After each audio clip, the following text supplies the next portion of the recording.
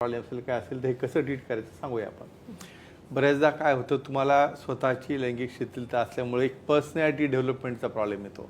म्हणजे जरी तुम्ही बाहेरनं एक्सटर्नली दिसायला खूप स्ट्रॉंग असाल तर इंटरनली बिथरलेले असता.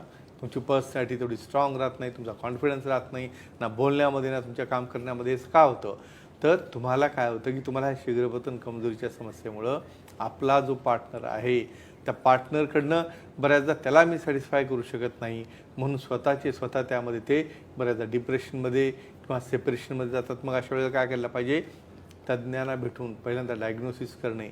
काउन्सिलिंग महत्त्वाचं असतं, त्याचं कारण महत्त्वाचं असतं. बऱ्याचदा सायकोजेनिक, न्यूरोजेनिक, वास्कुलोजेनिक, कार्पोरल किंवा कंडिशन रिफ्लेक्स सोशल कॉजेससुद्धा बरेचदा रिस्पॉन्सिबल असतात की आपल्या फॅमिलीतलं वातावरण आहे, आपल्या पार्टनरचा स्वभाव आहे, घरातले बाकीचे असलेले मेंबर्स आहेत, मग त्यांचं असलेलं प्रेशर, ह्या सर्व गोष्टी वेगवेगळ्या असतात. आम्ही काउन्सिलिंग करून त्याचा शोध लावतो. त्यामध्ये वयाप्रमाणे हार्मोन डिफिशियन्सी असेल, टेस्टोस्टेरॉन कमी असेल तर टेस्टोस्टेरॉन रिप्लेसमेंट थेरपी दिली जाते. अतिशय चांगल्या प्रकारची सेंट्रली ॲक्टिंग आहेत, लोकली आहेत, पेरिफेरली ॲक्टिंग आहेत, असे विविध प्रकारच्या ट्रीटमेंट अवेलेबल आहेत.